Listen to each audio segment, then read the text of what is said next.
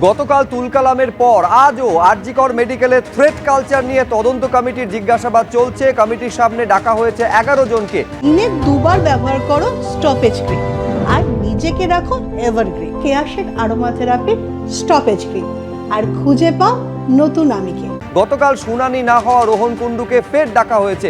এদিকে এই যে ছবি দেখতে পাচ্ছেন, এই যে 13 জন ফ্যাকাল্টি, তাদের বিরুদ্ধে থ্রেট কালচারে যুক্ত থাকার অভিযোগ জুনিয়র ডাক্তারদের। যাদের বিরুদ্ধে অভিযোগ তাদের নাম তদন্ত কমিটির হাতে তুলে দিয়েছে আরজি কর মেডিকেল কর্তৃপক্ষ। সরাসরি ঝিলম করঞ্জায় আমাদের প্রতিনিধি আরো বিস্তারিত বলবেন। গতকাল আমরা দেখেছিলাম যে 12 জনকে তলব করা হয়েছিল থ্রেট কালচারে যুক্ত থাকার অভিযোগ যাদের বিরুদ্ধে। জুনিয়র ডাক্তাররা একেবারে সেই প্রশাসনিক ভবনে স্লোগান দিচ্ছিলেন। বাইরে তো একটা সময় রণক্ষেত্রের পরিস্থিতি তৈরি হলো। আজকের ছবিটা কি ছিল?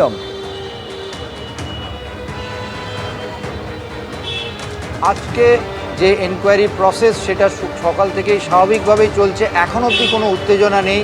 যারা জুনিয়র ডাক্তার তাদের বক্তব্য যে গতকাল যারা এসেছিলেন তাদের বিরুদ্ধেই অধিকাংশ অভিযোগ ছিল। আজকে যারা আছেন তাদের বিরুদ্ধে অবশ্যই অভিযোগ আছে, তবে তীব্রতা ততটা নয়। আজকে 11 জনের কথা যেটা বলা হচ্ছে, যে তালিকায় রয়েছে, তারা প্রত্যেকেই এখন ধীরে ধীরে আসছেন এবং যেটা জানা যাচ্ছে যে সাক্ষ্য গ্রহণ, উইটনেসদের বক্তব্য সব কিছুও চলছে।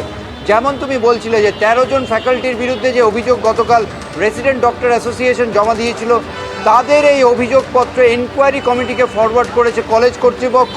তাদেরকে বলেছে তদন্ত করার জন্যে এবং তাদের একজনের সঙ্গে আমরা কথা বলেছিলাম, অপূর্ব বিশ্বাস, যিনি ফরেন্সিকের একজন চিকিৎসক। তিনি বলছেন যে তিনি কখনোই এই থ্রেট কালচারের সঙ্গে যুক্ত নয়। আমাদের সঙ্গে জুনিয়র ডাক্তাররা রয়েছেন, তাদের সঙ্গে কথা বলবো। ফ্যাকাল্টিদের বিরুদ্ধে থ্রেট কালচারের অভিযোগ, তারা কিভাবে ভয় দেখাতো আপনাদের?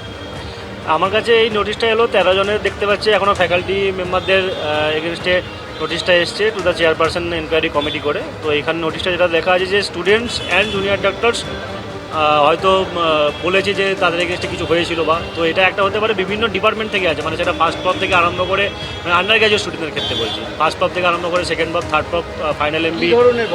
একটা হতে পারে যেগুলো নর্থ বেঙ্গল মেডিকেল কলেজে আমরা দেখেছি যে অলরেডি সেখানে নাম্বার বাড়ানোর বা কম নাম্বার ছিল, সেখান থেকে নাম্বার বাড়িয়ে তাকে অনার্স দিয়ে দেওয়া হয়েছে। তো সেরকম একটা অভিযোগ হতে পারে। আমি এখনো পর্যন্ত পুরো ব্যাপারটা জানি না, কিন্তু বিষয়টা তিনি খোঁজ নিয়ে বলবেন। তবে মোটের ওপর যে নাম্বারে বাড়ানো, নাম্বার কমানো, ফেল করানো, এইসব নানান অভিযোগ এবং নর্থ বেঙ্গল লবির সঙ্গে যুক্ত হওয়ার অভিযোগ, এরকম সমস্ত অভিযোগ আছে ফ্যাকাল্টিদের বিরুদ্ধে। তেমনটাই জুনিয়র ডাক্তারদের তরফ থেকে মাঝে মাঝেই বলা হয়েছে এবং সেইটাই এনকোয়ারি কমিটির হাতে আজ কলেজ কর্তৃপক্ষ তুলে দিল। একেবারে তুলে দিয়েছে। অনেক ধন্যবাদ ছিলাম তোমার।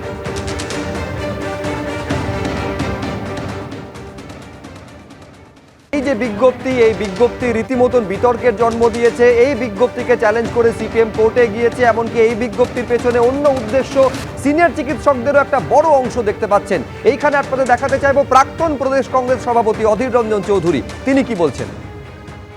এটা আমরাও তো আজকে আন্দোলন করছি কোর্টের নির্দেশে, আমরা তো পুলিশের নির্দেশে করছি না। পুলিশ তো আমাদের পারমিশন দেয়নি।